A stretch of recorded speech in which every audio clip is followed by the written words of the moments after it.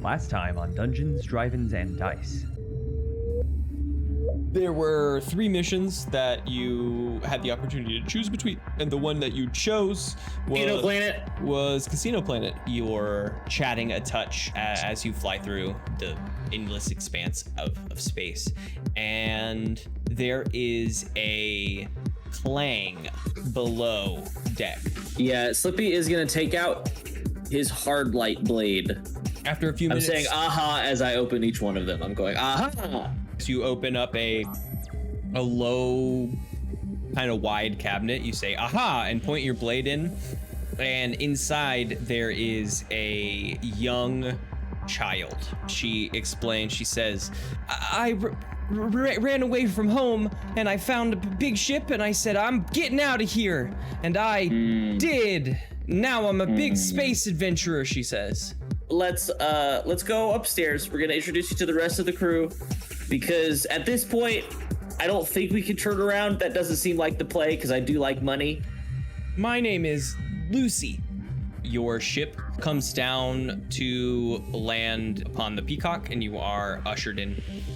As you do land, you know it took you about a week to get out here, and the races aren't for a week. You know that Mr. Blood will be arriving here on the Peacock in 6 days. He's only going to be staying 1 night before the races, and he will be leaving after the races, so you won't have to protect him after that. He presses a button on the counter, and a tall, pitch black individual approaches. You've seen them in and out of the hotel. There is many of them. They all look the exact same, this like midnight pitch black skin, these yellow eyes, and they wear the tuxedos. They're all 5'10", and they're all silent. You like get a thought in your head that you will have this stud finder outside of your door soon. Like it's like an original thought. Cookie is feeling an extreme lack of control of the situation, and she's gonna go to Slippy's room to check on the kid. Yes. My duty, if you don't know, I am the cook of the crew, and I would like to make them a meal, and I'd like your help. Would you help me make a meal? I would love to. And she gets up and, I don't know, takes like a pillowcase that she had torn off a pillow and puts it on like an apron. You can smell tarts having just been finished wafting down the halls. The team retires to share a meal together. And now we return to our adventure. All right, so we've already got some roles decided. I being the right next to him bodyguard, because I cannot be surprised. And you know what kind of positions do you think you should take? What about you, Commander of Solid Snake? I'm camouflaged at the moment. I'd like to take the position of lookout, since I'm feeling so chameleonic. You know, maybe it could help to decide some roles if you went and checked out the location, like where this will take place, Mr. Blood's box seat in the arena, maybe a few other places, because he's going to spend a night here and you don't really know what he's going to do, but it would be pretty good to be well versed in the city before he does show up. How many more days do we have left? 5 days. 5 days still. Okay, cool. We did sort of like a tourist night on the town a little bit. It wasn't really reconnaissance, I guess. You got a little bit of the markets. Like, I would say that if you needed to do something in the markets, I would not, impose any sort of disadvantage for not knowing the area, right? Even though we didn't necessarily explore the whole area, that like we spent a day in the markets doing things. You picked up, you checked out different vendors for ingredients and for magic equipment. Carl went down to the basement and learned about, that's where we created our new, rare tech, I think we called it. Basically magic items. You spend some time in the markets, you know a little bit about them. Okay, I think then you are right about scouting out the various types of nightlife. Do we know anything about this person we're trying to guard, what their particular vices are? Do we have someone we can ask at some point? you might be able to talk downstairs to the front desk if he, he's probably, when he comes here, this would probably be where he stays. I think Slippy did some reconnaissance with the front desk, asking for access to his room by like flashing his badge. And maybe we didn't cover it then, but we can say that Slippy picked up the info that like this is his room when he's here. He gets this room, so at least he's here. Maybe you could talk to them a little bit about him, what he does. Those questions you have, they might know because he spends a lot of time here. But I don't necessarily, you don't have a hard line to him. Your brief is more short because it kind of comes directly from him. You know that there's this extra room that is also cleared, but is the quote-unquote honeymoon suite that he has also rented out for his friend. I think the front desk called them. Okay, then I think you're right. We should split up teams of 2. If it worked for the mystery gang, it works for us, right? I don't know. Mystery who? I only know about. Can't think of a synonym for mystery, so we'll just have to move on. Suspicious 5. I only know about the conundrum conglomerate. The Society of Advanced Problem Solvers. Yeah. On On that show, Frim would always say, "Let's split up, conglomerate," and then they would. So I understand. I get this. Let's do that. I have a rapport with the front desk, so I can come with somebody and we can hassle them for more information. That sounds good. Wants to come with Slippy. All right, that is crushing. BBW raised their appendage. Oh, sorry, I wasn't looking. Yeah. Thank you, BBW. I can always count on you to have my back when things get bad. BBW also makes the best first impressions among us, I would say. And where are you guys gonna go? Just in case, things get bad, we can come and find you.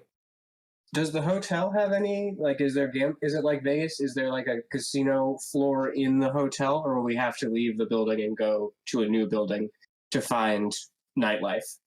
There is casino in the hotel. Okay. There is tons of nightlife, and there is also the Pleasure Tower. The Pleasure Tower is a spot as well. There's the Grand Casino that is named. We'll definitely be going there, but I wouldn't mind a little recon of the nightlife in the building while our Team 1 is still scoping out info, and we can reconnoiter. During this time, while you folks are conversing this, BBW, you folks are sitting around a meal. Are you eating? This is a cookie cooked dessert. We're gonna say we thought this was supposed to be a mule, and he's confused. I don't understand. This is not what I thought a mule was. You think I should eat this? Do you think I should try it? I'm kind of consulting Cookie about this. Oh, you should definitely try this. It's not a meal in the strictest of senses, as it's mostly a delicious thing to eat, but not what we would. Not gas. Are you saying you're separating this from nutrition? Is this nutritious at all? This is nutritious, but let's just call it, I guess dessert is a meal in its own sense. And Cookie ponders this for a while. Please try some. I'm gonna go for it. We're gonna eat it. I don't know if I know how to use utensils. So I'm just gonna take a little faceful, nice scoop it toward my mouth. Yeah, I love that. I love that. I feel like with maybe how much we've built this up, maybe there's I don't know. Have you ever eaten before, BBW? I know that This is unlocking a memory for BBW about eating something during that one party. I think that's where it all went wrong. Was that the first time you had eaten at that party? I don't think it was the first time, but it was definitely the time that it happened. The one time where he ate something probably bad, and it kind of fucked up with his circuits or something. Interesting. Okay. This is sort of unlocking a memory for BBW. Why don't you give me a spout lore then? About lore about your own life. Spout lore exactly about your own life. See what kind of memory surfaces. That's an 8 total. An 8 total. You remember eating at this party. This is like sort of how this memory surfaces, right? You were eating a sweet treat at this party, even. A slice of cake at some point is where this memory begins. You remember eating, right? The party progresses a little bit. Your memory kind of travels a little forward. You've eaten a few things at this party at this point, some various snacks and treats around. There is a point at the end of the party, but it's really the end of the party for you.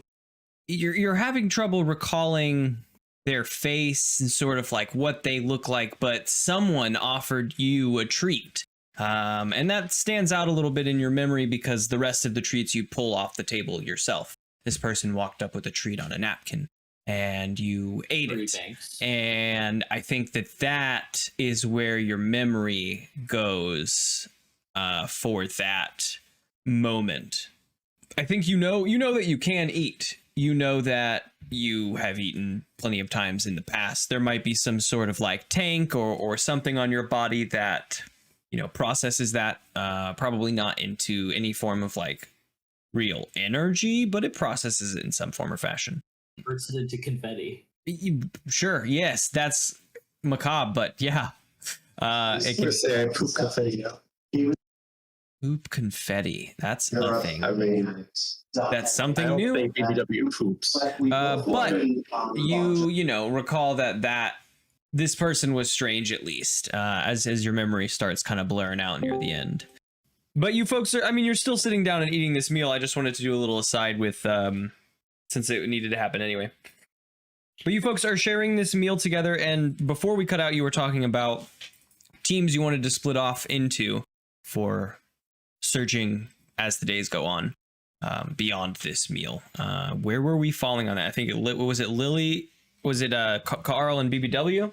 BBW and Slippy are going to talk to the front desk.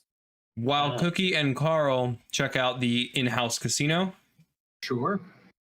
I think that was mentioned. I wasn't 100% sure where they fell. Yeah, casino or nightclub or something to get the vibe on what the nightlife is before we head out. I'm telling you, cephalopods are absolutely phenomenal at raves. Are they now? So many glow sticks. Yeah, but you've got to watch out whenever they clench their beak. I assumed it would be something to do with ink, but I love the idea of all of the glow sticks. Look, I'm a dancer, okay? What I do is I spin a pretty stick around that does glow at one end professionally. So, like, it's where my brain's at. That's where we go. I thought you were a fighter.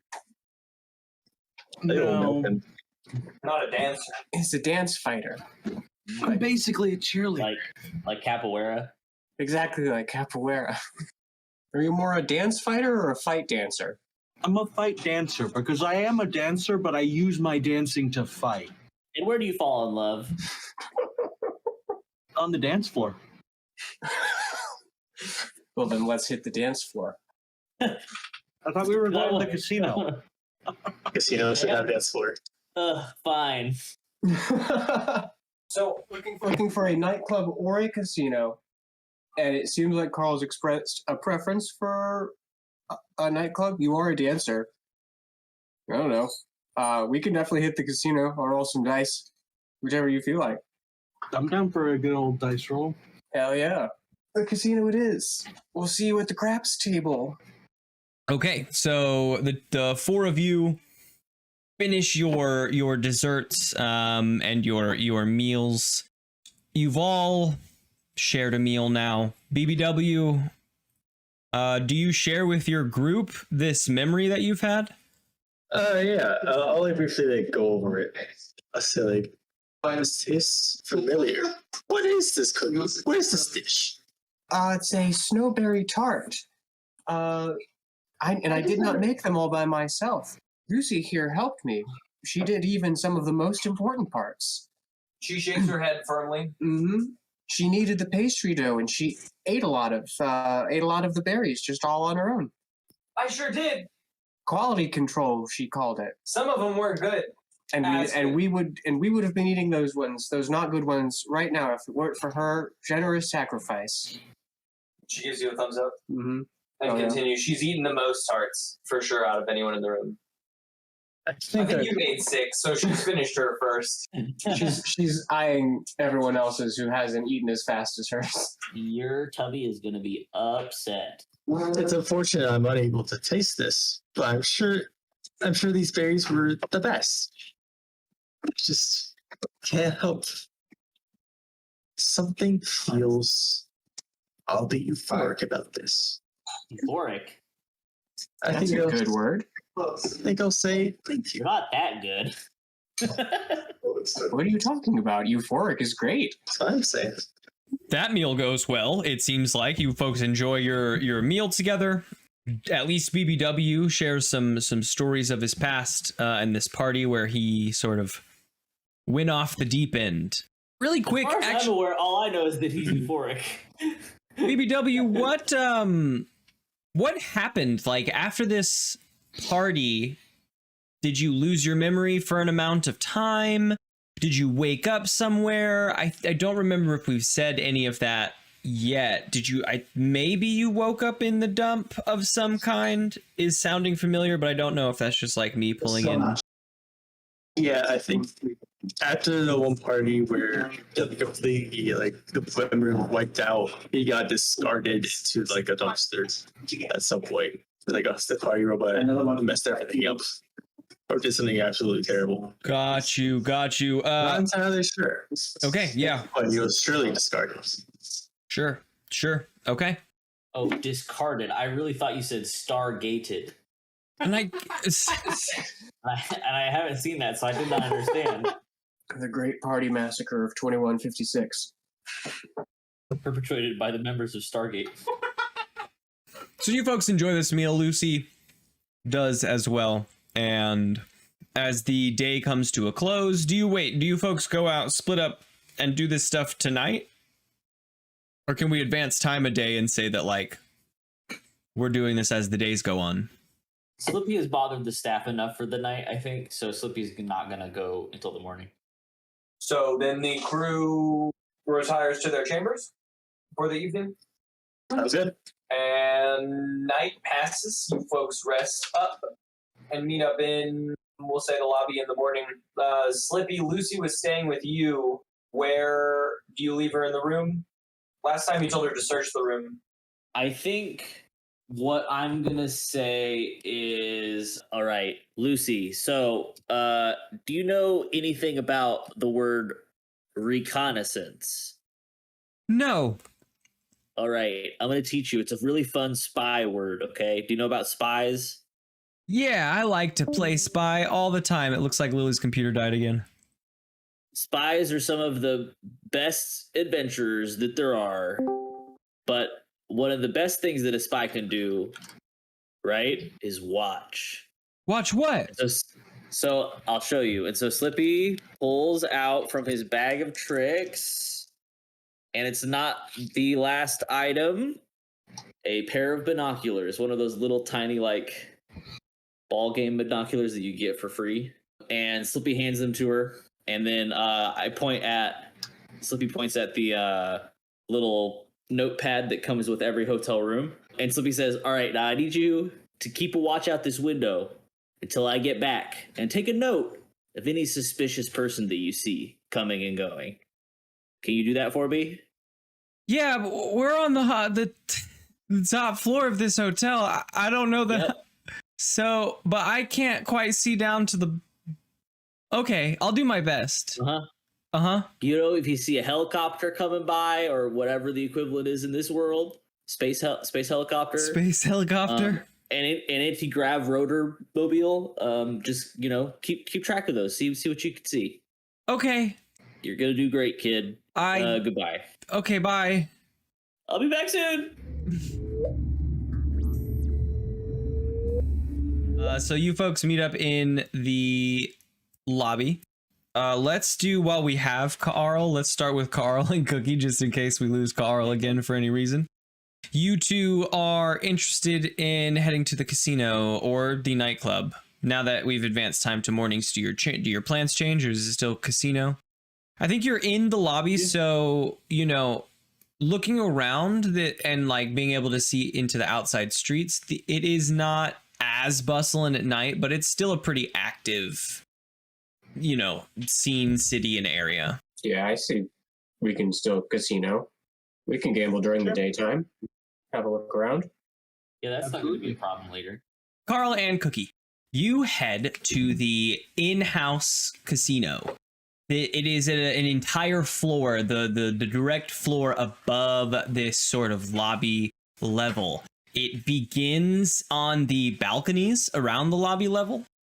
So we'll just do a little bit of describing of the entrance of this. It's a big grand foyer. There's like couches and places to sit, fireplaces in the middle of the floors in some places. And all of this in the back of the room on the opposite side from the front doors leads to a big grand staircase. The front desk is maybe off to the left side of the room. And this big grand staircase leads directly up into the casino. There are some elevators basically behind the grand staircase. We'll say that you guys have gone up to your floor. Carl and Cookie, you head up the grand stairs and peek at the casino. This casino, like I said, wraps around the balconies around the lobby and further back into the building. It's rows and rows of, I'm going to say slot machines out loud, even though we don't have a way to play slot machines, but they're there. There's tons of different. Down to the slot machines and starts playing. Of course you do. Of course you do. There's no slot machines. They're all dice tables now. The whole structure changes before your eyes and the slot machines disappear. And there are dice tables everywhere. Rows and rows of... has 4 slot machines are all he can afford. Some of these are like big dice tables of like 10 people at the table with an in-house diceman. I don't want to call him a dealer. And some of them are like one-on-one tables, and you folks begin to get the lay of the land. What do you do first? Is there a place where you can get chips? Is this a chip place? What are the money tokens? I too am curious where your fries are sold. Yeah, and I'd like some Lays. To not complicate things further, I'll say that it's just a credit system. You put credits down to play the games.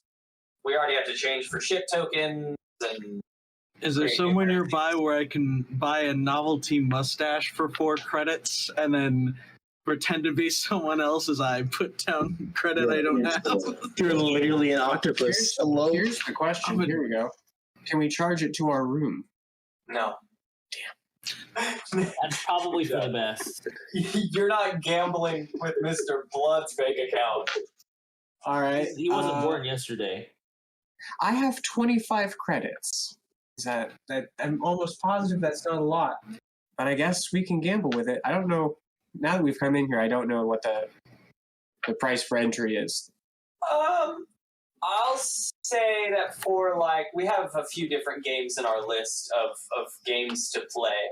I'll say that with those kinds of funds, you'll sit down at a solo table or at this game that we have called Cashman's Grab, which is our roll 2d6, 7 or 12 wins, or the spinner.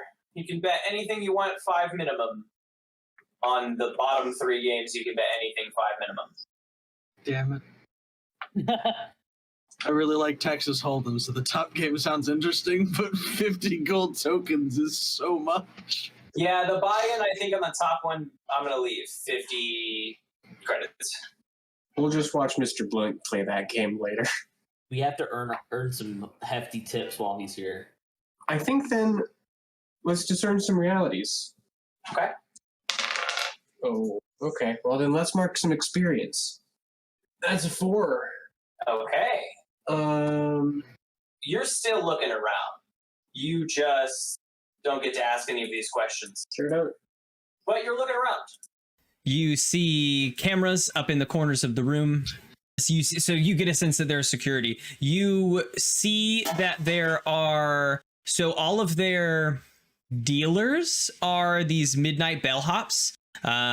They don't speak. None of these speak. We'll say the one that specifically Cookie talked to was just like there's a few of them that aren't midnight bellhops that are like moving about the floor, maybe like servers and maybe just like people, just checking in on people, gambling large amounts of money. But all of the dealers themselves are these midnight bellhops, which, as we described last episode, are average human size, so about 5'10", and they are person shaped, but they are pitch black, and their skin it like absorbs the light. You're like looking into a black depth as you look at them. But they wear these perfectly fitted and pressed tuxedos, and they don't speak, but they sort of respond telepathically. And in the cases of these, as if you were to sit down and begin to bet money, I guess you'll see how that goes. But you notice that is sort of the case. These are all the dealers, and there are a few folks that move about. We'll call them the hands of the casino, and they give a hand where it's needed. Be that, again, through service or through friendship and betting. That's always a service that's in casinos and things like that. There is a little bit of security in the form of cameras up in the corners of the room that are moving too. They are like spanning from one side of the casino to the other, and there's two of them doing this. So they have a pretty good splay of things. And there's lots of people in here moving in and about of the tables, ordering beverages and doing all sorts of stuff. No one really sticks out to you while you're doing this, and none of the tables really stick out to you as hard-won tables or anything like that. It's just casino vibes. What about you, Carl? You could take a loan of 1 credit from Cookie. Maybe. No. Yeah, I'll loan you 14 credits. I don't think Arl even wants to lose what he's got. Like, he doesn't have enough that he feels comfortable betting, but he will absolutely stand behind other people and spout lore and try his best to count cards and tell them what the dealer has. But he's not smart, so he's gonna fail at it a lot. But he's like, I don't know what else to do, so let's give that a shot for the first time Carl tries that. He's got an 8. What? Let's give it a shot for the first time. I read a couple books. Did Carl tell Cookie that he was doing this? This seems like a side adventure to me. Probably. Okay, I'm standing next to Carl then. Carl would have offered you to do it for you first, since you have money to bet. Okay, do you want to do a bet where Carl tries to help count? No. I've been reading this book on counting cards, and it says that I rolled a 4, and I think that's -1. As a note, BBW and Carl have a bolster to add to any roll they want. We'll just have to talk about how your bolster time led to this. And I have researched both of your bolster times, so I can at least give you a little, here's what was happening when you bolstered. But I don't think it would help Carl. No, I think the situation is perfect as is. Because if I walked up to the dealer and I said exactly what card they had, then I would get thrown out. But walking up and going, especially with a 3 intelligence, I think, I've been reading this book on counting cards, and I've been looking around at what you've dealt on the table, and I can say with 97% certainty that he's got at least 1 joker face down. Hey, guaranteed. Hey, the dealer has a Duke of Gringles. Just so you know. You say that to the dealer or the table openly? Yes, I say that. Yeah, just generally to the table. Yeah, the moment, individual pieces. I'm bragging to different people at the table. The midnight bellhop is staring at you, nodding the whole time you're talking, just like nodding and nodding. And then the moment that you finish, he holds up his hands, and all the players put their cards down in this game that jokers are allowed, and they pass them to the dealer, and he just redeals a set of hands. New fresh hands to everyone at the table. He even waves you over. I specifically picked it because I assumed that it was one of the ones that was taken out. He even waves you over and as if he's going to tell you something, and peels up his cards and points at them, and you see a joker under there as he like shuffles them back into the deck. Come closer, and then he flips you off. And then you get a thought in your head that is to go away. Yeah, I definitely suddenly feel like a snack or something. With a food court near here, so I can hide my face. There's a few hands walking around, and you see a little area with some like tables and seats in like almost like a mall food court, but it's a little bit more high class and like luxurious. You know what? Actually, I will go just kind of hang around there, because that could be a really good place to hear information. That's the closest thing. That's one of the closest things we have to a bar, aside from the fact that we're in a casino and they definitely have multiple bars. It's true. There's probably a bar, but in the location you're in, it is the bar of the location for sure. So as Carl heads over there and Cookie is like scoping out which table to sit at, we pan on down the stairs and over to Slippy and BBW approaching the front desk, I question? Yeah, I think before we do that, Slippy is going to say, all right, BBW, we need a plan. A plan? Yeah, so we need to get our story straight. What do we need to know about this guy? We need to know where he likes to go, right? We need to know who he hangs out with. What else do we need to know? I guess some of his interests. I'm not quite keen on this. What's he into? Just what's he's into? Yeah. What is he like? Today is his birthday. It's his birthday. What day is his birthday is good. Yeah. Why don't you take the lead with that one? All right. And then we start going to the desk. The front desk, as you approach today, has it's a tall, blue-skinned person sitting behind it. Multiple tentacles and a very, very long head, but nothing cephalopod-like. And it moves back and forth between multiple displays behind the counter as you approach. So Slippy goes up to the front desk and he puts his hand on the table and he says, "Hey, I need some information. I'm on the security detail with Cerulean Blood." We're looking for his birthday. You hear a bunch of clicks and chirps that come out and start stringing together into understandable words. And it doesn't seem to come from any like particular mouth, just sort of emanating from this creature in front of you. And they ask for, of course, for identification for this. And you show it off, and under my hand the whole time. They go through the system, and they pull up a page and respond with a birthday. We've never put a date in to where we're at or whatever, besides 2180 something that Cookie said earlier. Brimblegar. Exactly. But it's that's tomorrow. A few months away if we're using Earth calendar. Never mind. And that's soon enough. Tomorrow. It's a few months away, but you at least get when his birthday is in clicks and chirps. Did I do good? What else can I help you with? We also wanted to know what he gets up to usually whenever he stays at the hotel. Where does he like to frequent? What are his interests? We're trying to make sure we show him a good time. Please allow me a few minutes. And this being a few moments, I guess, the being goes through the screens in front of it and comes back with some info.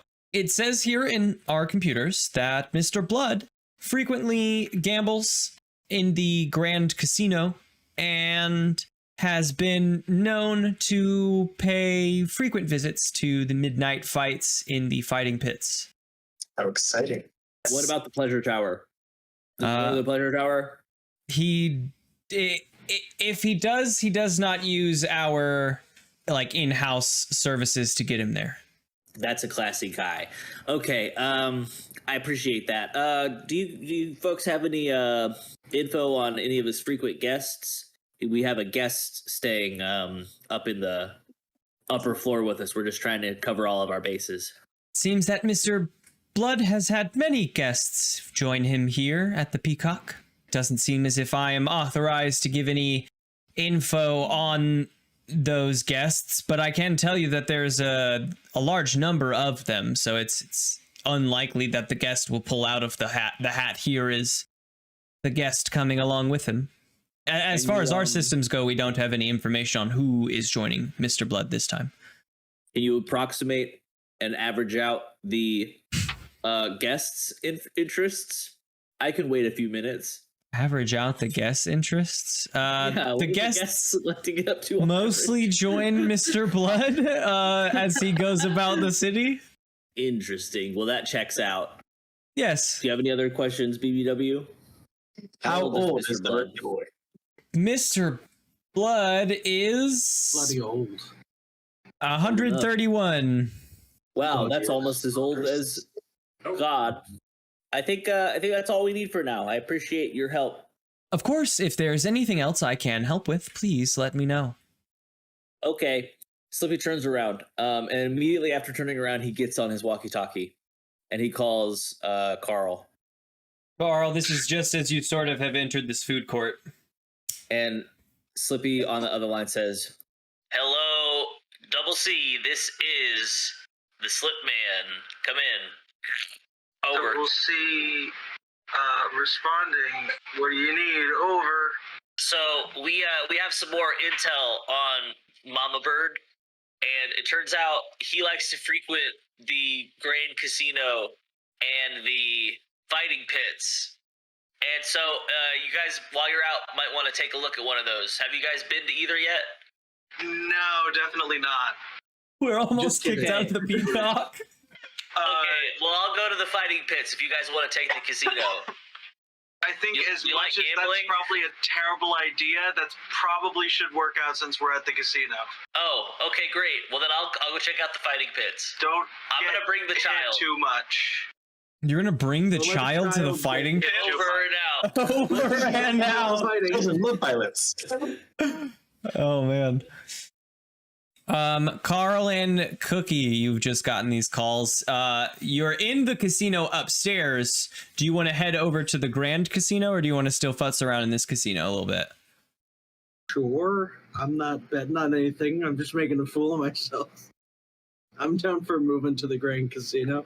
Yeah, let's go to the Grand Casino. We can make fools of ourselves in a new spot. Hell yeah. A potentially more productive fool-making spot. It's true. We both earned experience here, but we might actually be able to push the plot forward.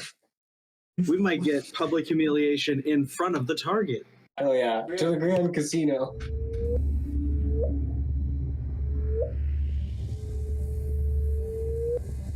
Do you take your ship to the Grand Casino, or do you take in-house transportation, or do you walk?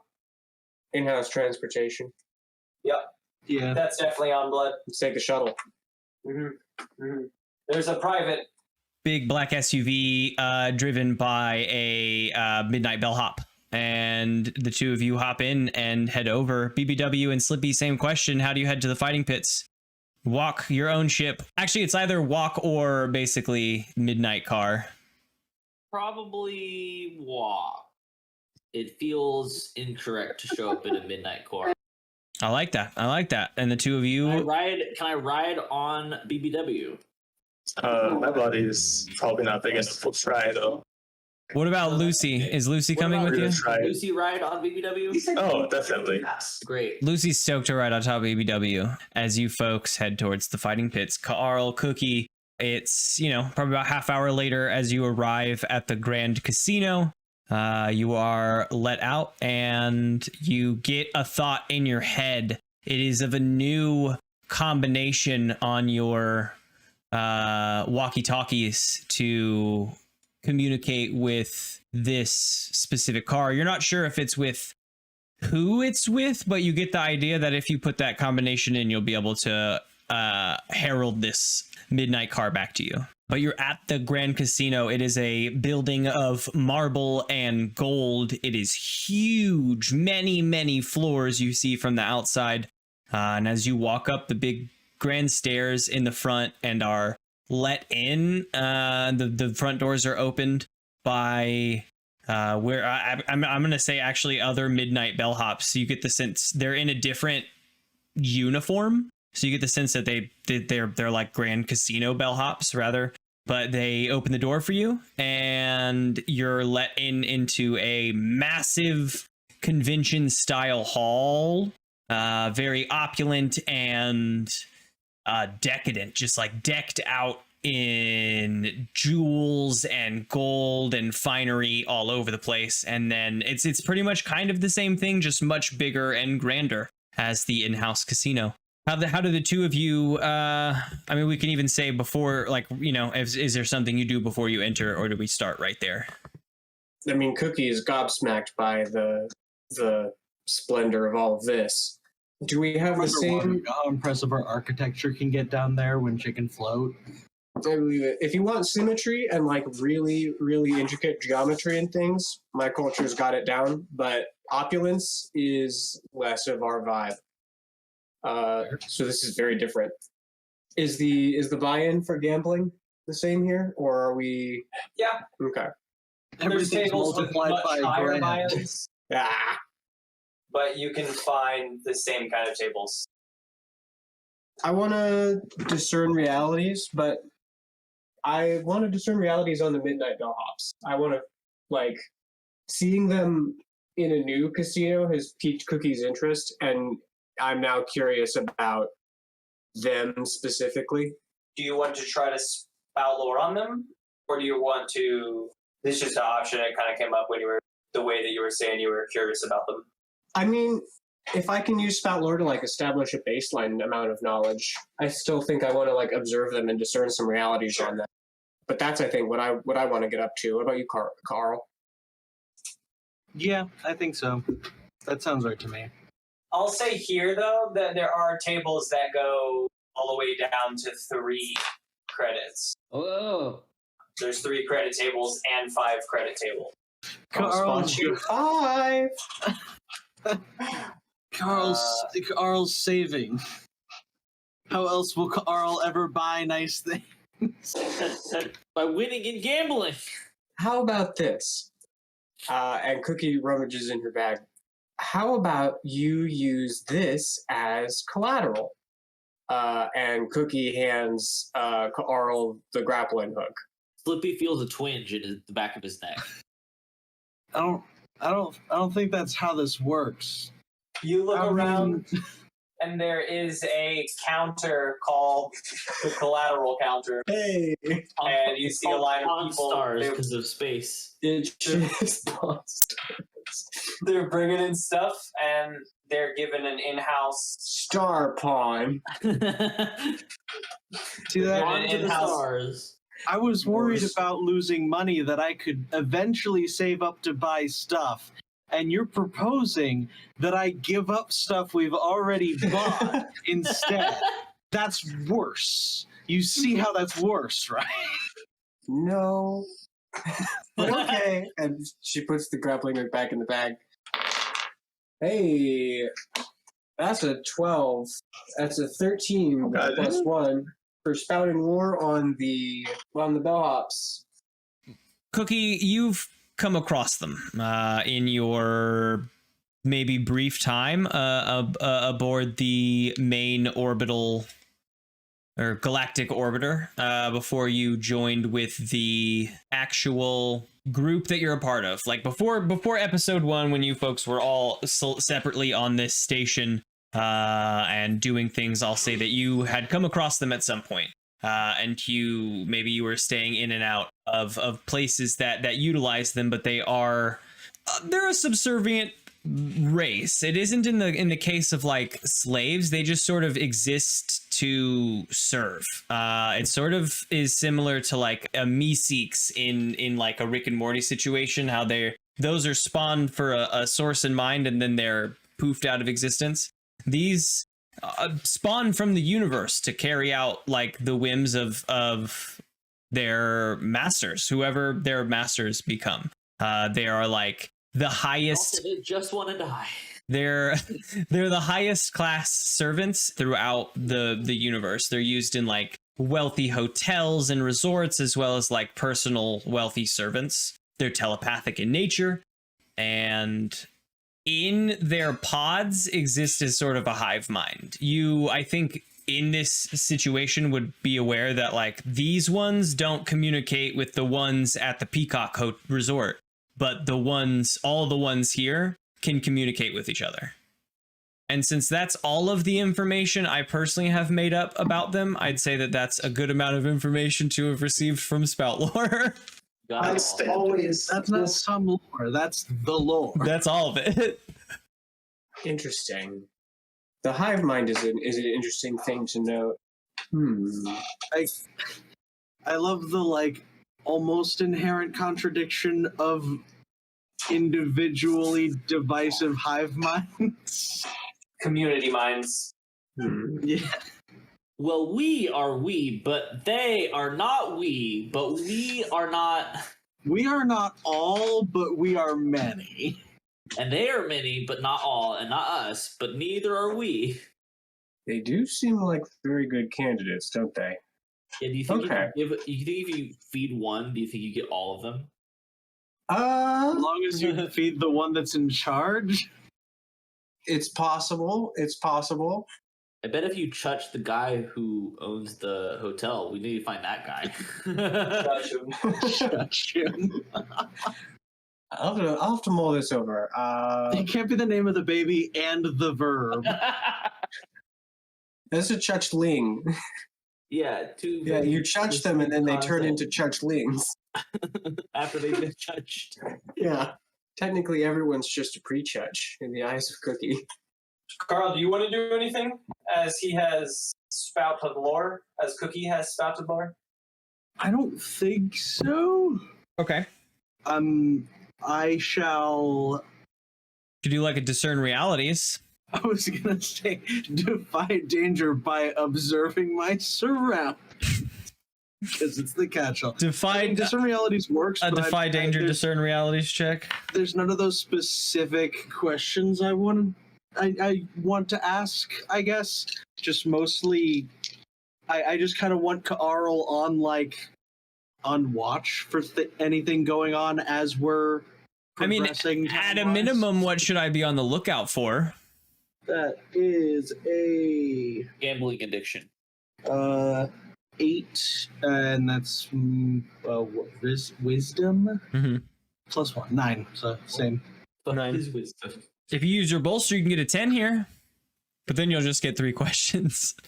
You also, I was just, I know that you didn't really want the questions, so getting 2 more questions is not like, I don't know if you could save it for another time. A lot of these, the problem is they always can be useful, and sometimes they are. That's true. That's very true. What happened here recently? Okay, I'll say here at the Grand Casino, security seems much denser. There are more cameras on the wall. I mean, there's actual security guards, like different aliens, different groups. They almost look kind of mercenary-ish, but they're standing guards, like almost imagine like club bodyguards, right? They look a bit rougher and tougher, and that is to scare safety into the environment. They have AK-47,000s, but they're on kind of high alert. And you, through listening around the room as you folks are going around and being part of the crowd, overhear that recently there was a heist attempt here at the actual Grand Casino itself. Not at Heist Tower? Not at Heist Tower, where it's like theme park heisting, but where they actually tried to heist to the Grand Casino. You overhear 2 guards talking about this, that the first guard says that, and the second guard is just like shaking his head like, bunch of idiots. Can't heist the Grand Casino. We got bodyguards like us here. And the other one's like, yeah, bodyguards like us. Oh, he's in Second Danny guy is Nebula. absolutely Grand Casino. one of the casino robbers in disguise as a guard right now. Tell me that's not like the Ocean's 11 setup. Yeah, those guys. And then the music plays and it rewinds. And Carl's watching the whole time. It is Danny Nebula. Yeah, so that happened here recently. So at the Grand Casino, security is on higher alert. That probably will be in existence still when Blood arrives. Like, it's not going away anytime soon, right? That like heightened security for the moment.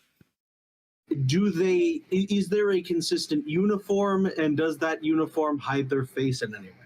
It does not hide their face in any way, but the bodyguards, the midnight bellhops that we've named basically their whole thing, we're gonna call their race the Midnight, and these are midnight dealers. The hands also that move about the casino, all of the staff here, even the bodyguards, are all in a uniform. No one is masked up. No one is like, particular. I'll say that some people have masks on, but only bodyguards. No masks. No masks. But they do all have a uniform on. Do they have like badges or anything like that could identify them as official personnel? Or is that just something we have to take their word on? The bodyguards have, everyone moving about here has a set of cards strapped to their waist, some in their pockets, some in and about. They scan cards over doors and are let through. The doors kind of surrounding the room. As the two of you are scoping out this casino, BBW and Slippy, you two are walking through the streets and you come across the fighting pits, a little 2-story coliseum in the round. You can see from the outside, even like the globe, right? A rising stage. There is a stage kind of in the middle, and some smaller stages in the ring around. But as you enter, this area is a little bit seedier in between here and the Grand Casino. How do you two approach? All right, BBW, what do you think? What should we do? I think maybe we should just head inside. Have you ever fought anybody, BBW? With a couple of times with the group. Oh yeah, I was there. Yeah. Well, should it come to it, Lucy, you shouldn't do any fighting yet, okay?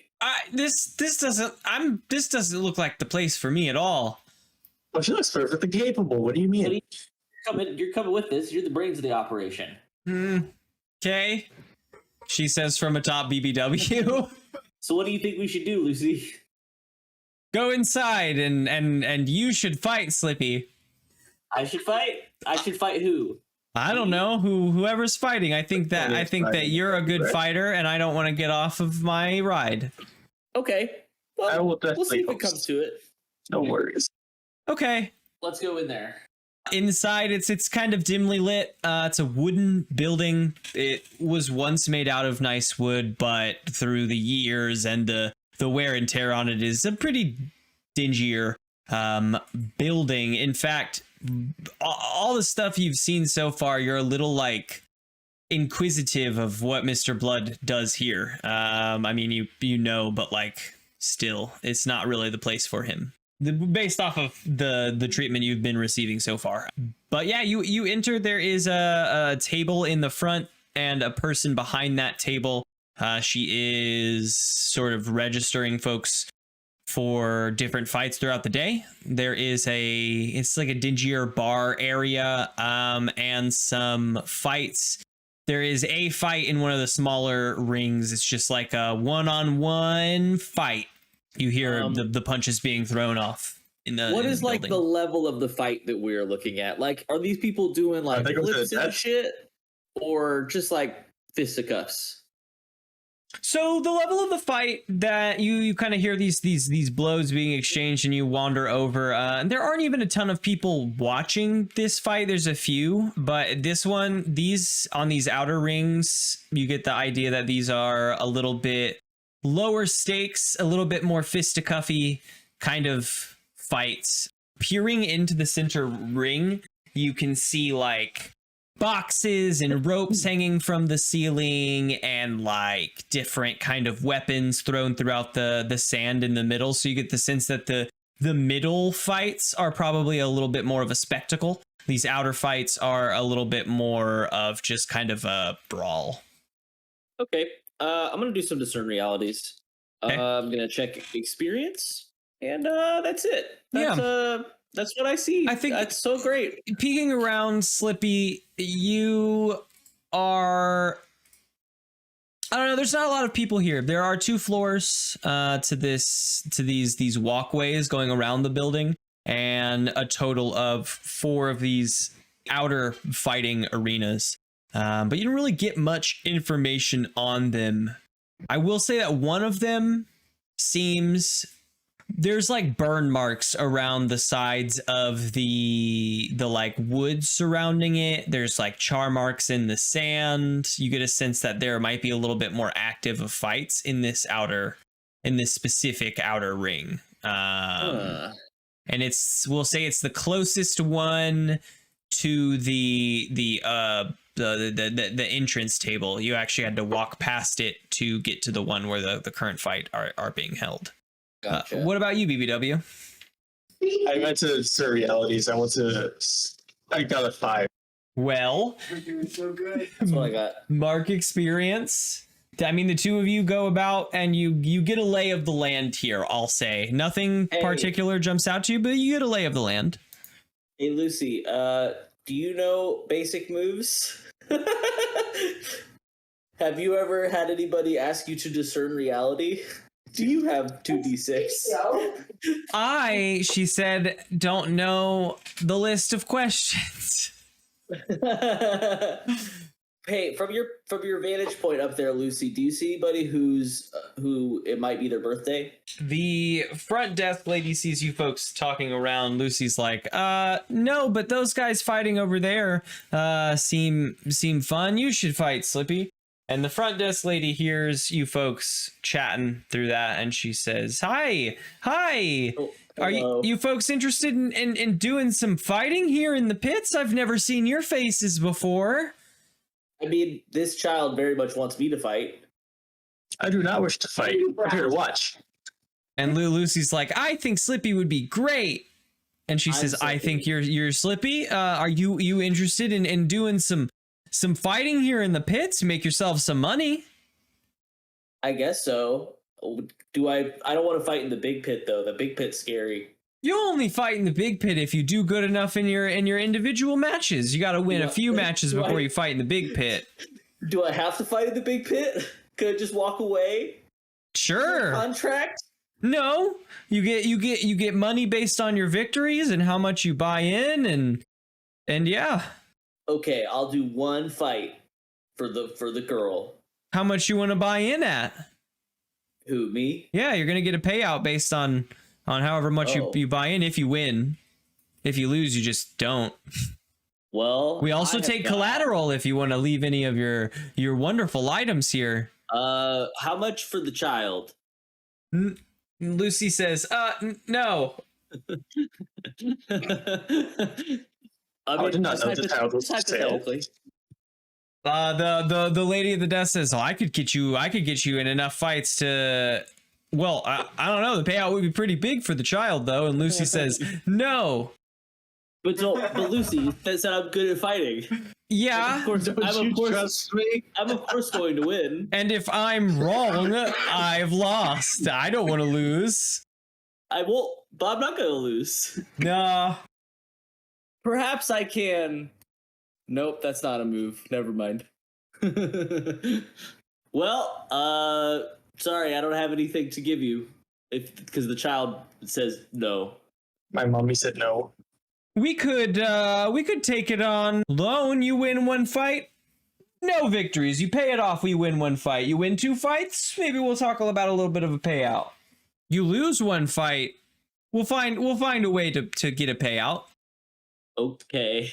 And she smiles. I don't think I like this. I don't think this sounds bad. This sounds like not a good thing for me. It seems like nobody believes in me anymore. And we come in here and everybody was like, Slippy, you're so good fighting. And now everyone's like, Slippy probably don't fight. I No, say, Lucy. I'm not gonna fight. Lucy's like, I think you can do it. I just don't want to put my life on the line that you could do it. You could put your own life on the line. So it's okay if I put my life on the line? Well, yeah, because it's your own life you're putting on the line.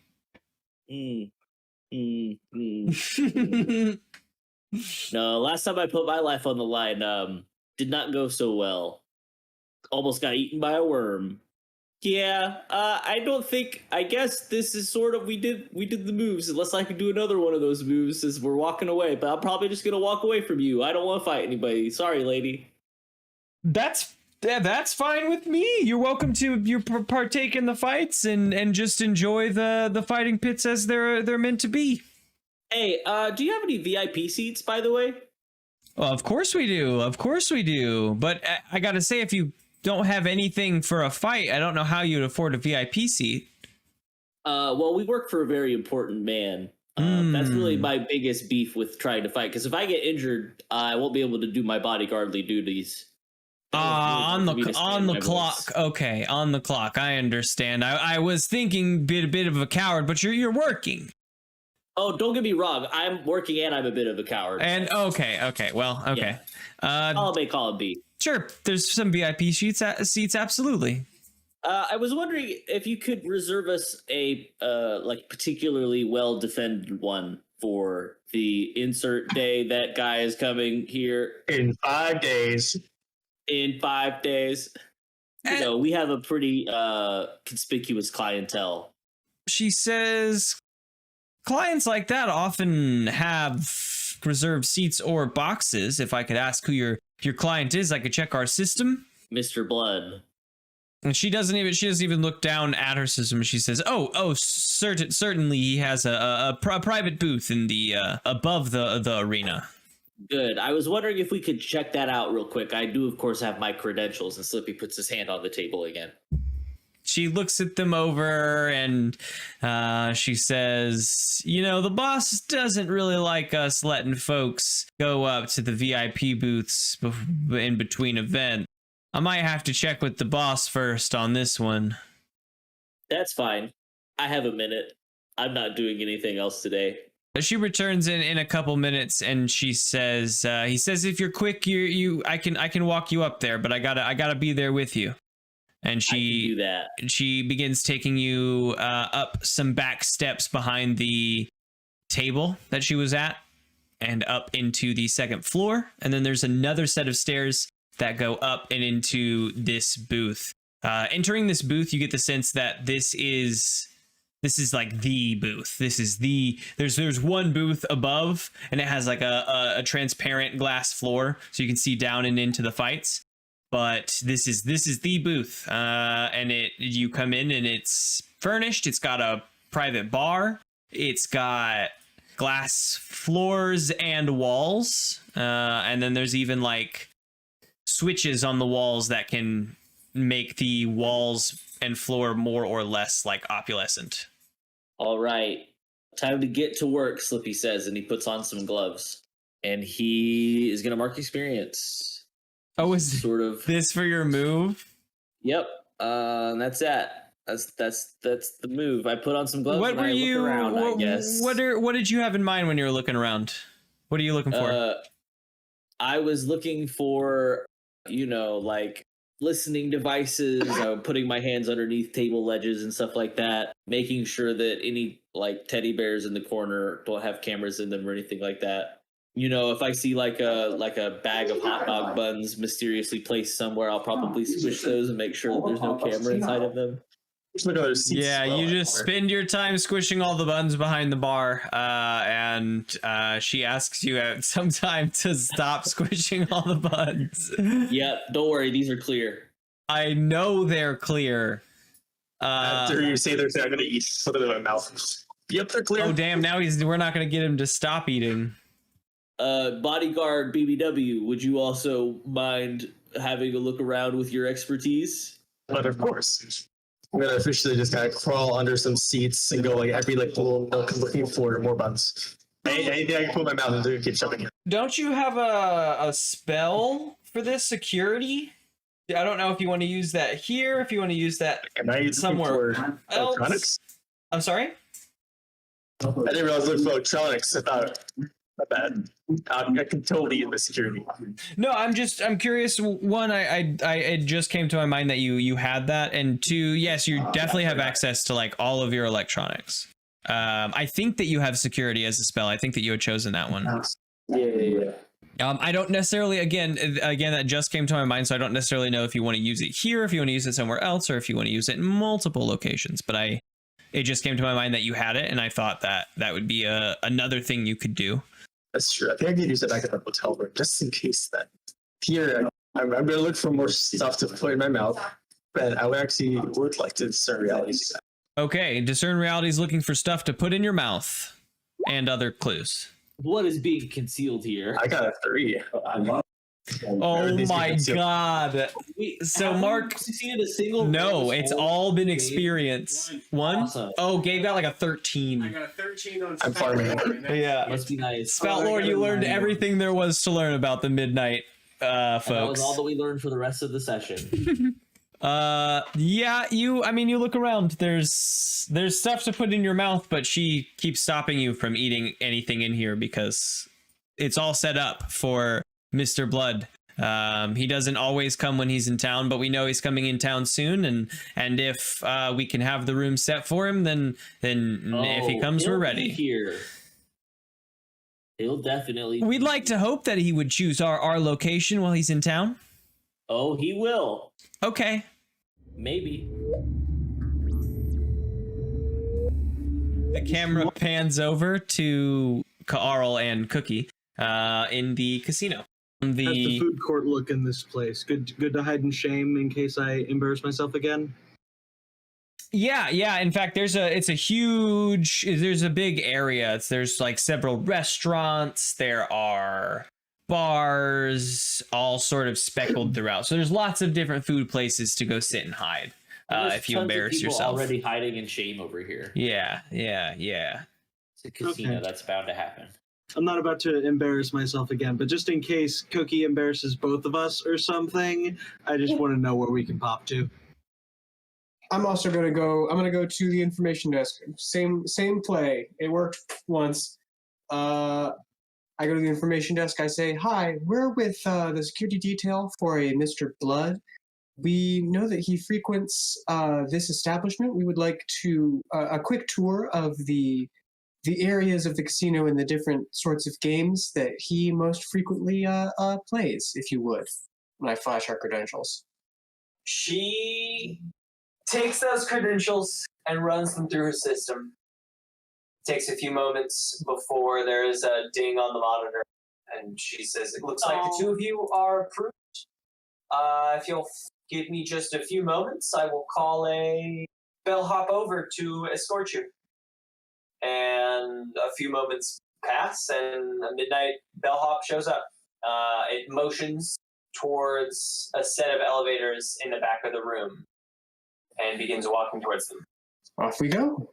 Up in the elevator, It clicks the button for the top floor, and the elevator goes up. And up on the top floor, there are a total of 3 doors. The elevator leads out into a square room, one door going in the other 3 directions, and it takes the one directly across from the elevator and opens it up, and you see a private room, again lined with tables of all kinds, only a little bit smaller, I'll say, than the one that was at the Peacock Resort. But it is a private room. As you enter, you both get the idea that this is Mr. Blood's private gambling room. It is currently unstaffed, but when we find out that he lands, it will be staffed from the moment that he lands to the moment that he leaves. I want to look for methods of cheating used in live gambling. It's not bugs or glitches, because that's methods of cheating used in like video games. Where but, are all the exploits? Yeah, like I know there's like loaded dice, and there's other ways where like you can something like strapped under the table. Right, mirrors on the ceiling, shit like that. Yeah. Okay, I see what you're saying. Give me discern realities with I think that in mind.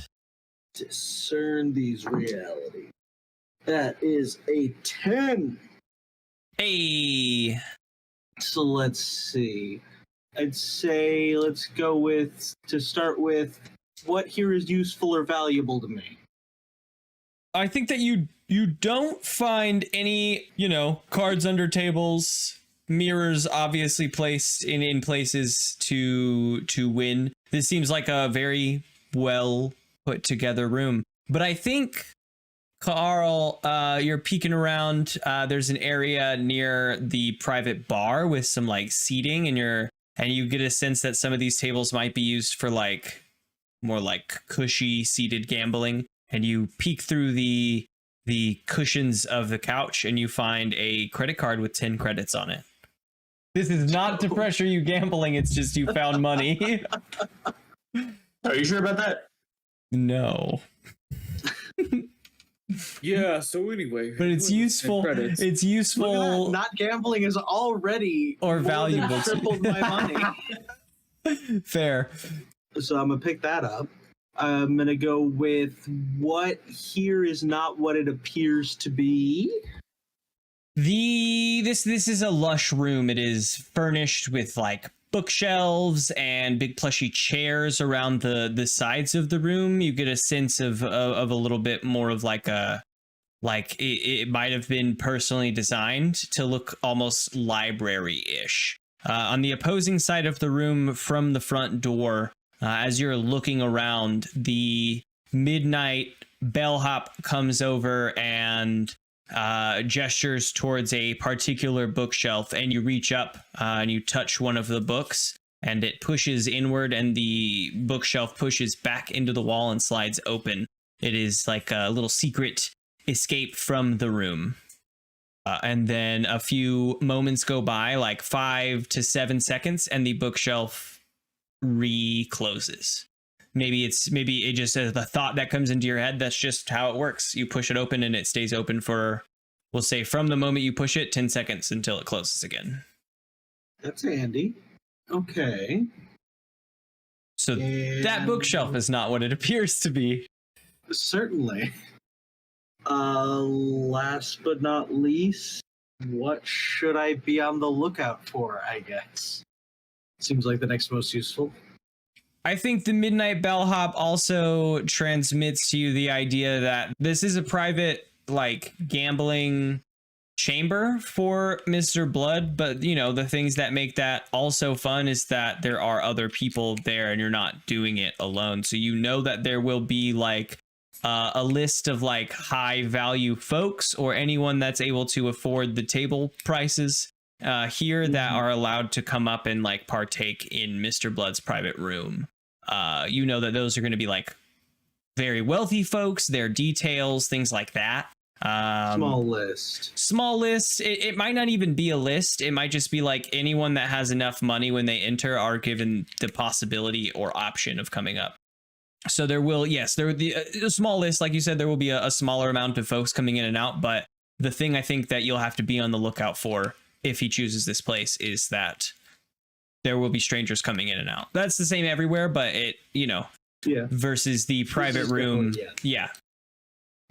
A little less private. Most likely murder, since the hotel seems safe and anywhere else is more public. Yep. Cookie, what about you up in this private gambling den? I turn to the bellhop and I say, I'd like to see how this room operates in its intended function. Would you mind dealing us a hand or throwing down the gauntlet or whatever it is that we do on these tables? Carl, would you care to gamble with me? He shrugs and approaches one of the tables and knocks on the table. Gamble, Carl. And knocks on the table, and you know that it wants you to put down a starting bet. It's not giving you a table minimum. But to gamble, you got to gamble. As it is setting this up, I think I also want to do my discern realities on this on this bellhop. I want to see if I can discover what's underneath here. Okay. That's an 11 plus wisdom for a 13. Okay. Let's go with what here is useful or valuable for me? What game are you interested in playing? I would prefer to play a game where the dealer is more facilitating a match between players. So it would be Carl and I playing against each other, and the dealer being the neutral party. I don't know what that game would look like or if that's possible, but that's what I'd hope for. Uh-oh, my opponent's gone. We lost your opponent. Yeah, lizard races. We could do you versus Carl in the lizard races. While we're waiting on Carl, BBW and Slippy. You two fight. Yep, you're at the fighting pits in the private room. Well, I think we've definitely thoroughly checked out this spot here. And Slippy looks at Lucy and he says, "Any other thoughts, Commander?" I don't know. No, I think that we've checked it out. We know the lay of the land. I don't really know what we're looking for here, though, Slippy. Sounds like we're dismissed. All right, thank you so much for taking us up here. Thank you. Of course, yeah, absolutely. If there's if you guys ever want to get into a fight down here, you're always welcome to come back. Come on back through. Okie dokie. Well, we've searched through that. I wonder how the rest of the gang is doing. I would radio them, but I don't think that I have a feeling that Cookie's not going to answer, or Carl's not going to answer. So let me call Cookie. Beep boop beep bop beep. Hello, Cookie Monster. This is S-Dog. What? I'm sorry. What? Run, you goddamn lizard! What? I'm a frog person. Pick up your front legs and sprint! I'm sorry, what's the name? Well, we'll have to remember that we can't communicate very well with radio. Never mind. Over and out. Okay. Slippy makes a mental note of that and lets BVW know that it doesn't seem like the radios are going to be super useful in these private rooms. Let me try. BVW, can you boost the signal? You just call Cookie on your radio. We'll see if it's just my radio. Let's see. I'm gonna try call Cookie on the radio. Is it also steady for me? Yes, yeah. It's staticky for you as well. You call Cookie, and Cookie, the voice comes through. It's as staticky as it was the first time. I'll say that you get the sense that the first voice was Slippy, but not really what they were saying. And the second voice, that it's BBW again, but again, not really contents of what they're saying. I don't know that noise, but I don't know what you're saying. I'm not sure I can hear you particularly. Well, Well, what? why? You're in a well? Why is everyone calling this thing? Are you in a well? For research. Exactly. What do you need? Oh, that's a good question. What do we... I think, as you folks, that was a fun conversation, but the static comes through and is just a steady line of static after, a little bit of time. That's unfortunate. It sure is. I guess I hang up, but I am now watching my communicator to see if I get called again. Something appears to be up. I just don't know what. Slippy calls you 3 more times. No, I'm just kidding. Yeah, I mean, you keep a lookout on your communicators, but nothing else is really going off here. We'll say that Slippy, you've gotten the sense that in these rooms that these communicators might not work as well. That's good to know at least. Hey, BBW, so obviously you've got experience with parties. We all know that. But also, I had a lot of fun making the welcome party that we had on the ship. So maybe we should get something together for Mr. Blood whenever he shows up. Really put him in a good mood whenever he gets here. You think so? We're protecting him? We've been spending all day, figuring out what he likes and stuff like that. So maybe we put some of that into practice for whenever he gets here. I suppose we can do that. I do love a good party, always. That tracks. So Let's go for it.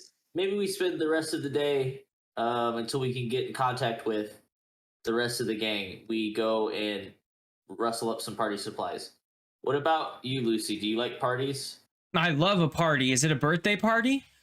No, his birthday's not for several months. Oh. Well, I guess I like a party still. It's a welcome party, I guess. I could do a welcome party. I really like the one we threw on the station. Huh? You were there? Yeah? Of course I was Oh. there. I had a lot of cake. Oh, that was you? Yes. I see. I thought it was a cake gremlin. You could call me a cake gremlin. I won't be I doing didn't know that. cake gremlins were a thing. I mean, we've got one right now. Rah. Are we Okay, well, now we okay? need party Let's go monsters, get so party figure that out. supplies. That was fun. Thank you, I guess. But let's Yeah, get serious now. Let's get serious now. Cookie, you're at the gambling table with Carl, but Carl just is looking up and is not moving and hasn't moved. Carl's messaged us that Carl's computer has died for what seems like good based on the message I saw, but can't read the full message myself. That's a pretty big Carl effort. died. Done for the night. So let's see. I mean, we're in the midst of sort of investigation, so we might just have to kind of pause there. We can cliffhanger it. We can cliffhanger it as the dice roll down the first time with Cookie and Carl.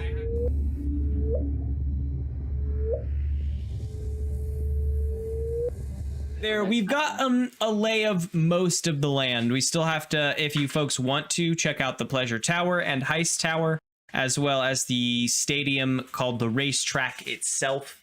I think that we're gonna hold session end questions just until the next session. All the stuff that happened this time to check things off, yes, can still go through. I feel like those session end questions are best with the whole squad. No, we'll talk with Lily outside, and maybe I can do a separate one-on-one bond breakdown with Lily, just get Lily's response to bond questions. But let's run through. I think that they're best done at the end of every episode, even though I've just said all of that. So did we overcome a notable monster or enemy? Did we get a special treasure? Unless you count the 10 credits that Carl found that it is seemingly leading to gambling. Once I've forced Carl to gamble, then it will be a treasure of mine. Did we learn something new and important about the world? No, I don't think so. Mostly this was for bond questions. Did anyone resolve a bond? And I think it's yes. Yeah, I would say at this point, BBW has had my back enough times that I can chalk that off. Okay, yeah. BBW has had your back. I think it's just like part of you that that BBW is there to be your ally. So that new bond can be based on that. It says, it could be something about wholeheartedly trusting BBW no matter what, or it can be a new thing with someone new. You're co-parenting Lucy. It could be something with Lucy. As for Wally, do you have any that you want to check off, or that you can check off? I think I can mark off the one that I have with Cookie. That says, to make things to be achieved without machines. How she utilized the little one in order to make those tarts. Oh, so the food was good enough that it's a great thing to be achieved to draw back those memories for you. I really like that. I like that. I think that's great, especially since you said it was euphoric for you. Okay, yeah. So that new bond can be a part of this, or it can be something totally new, with another character that you've met or interacted with. Cookie. Okay, so technically I have a bond that says the robot can drink. Can it be affected by beverages the way humanoids are affected by caffeine and alcohol? But I feel like in the same way that drinking wound up checking off my bond for eating the last time, I feel like discovering that he was affected so much by eating food that he was ruined on parties forever. I feel like that checks off the affected by ingesting sort of characteristic there. Yeah, we're like developing out this. You now know robots can eat, and they can be really affected by these foods too. Mm-hmm. So again, that new bond can come along with robot eating and being affected. With new people or same people too. It can be, you can also make two with a person as long as they're different bonds, like different connections to that person. Because your bond, when you roll aid, that could be +2, but it has to it has to be something different than your first one, entirely different world entirely. And then I'll have a sit down with Carl personally and see if any of Carl's bonds changed, or if Lily thinks that Carl's bonds changed. BBW is sentient, is core sentient, that really nothing. Trust Slippy until he fucks up. Can Cookie's offspring think individually, feel emotions, sing? Okay, so I'm not 100% sure that any of these have changed, but again, we'll see how Carl feels about it. Maybe just as Cookie has explained to me, Carl will do the same thing. So yeah, perfect. Later, folks. Bye. Bye.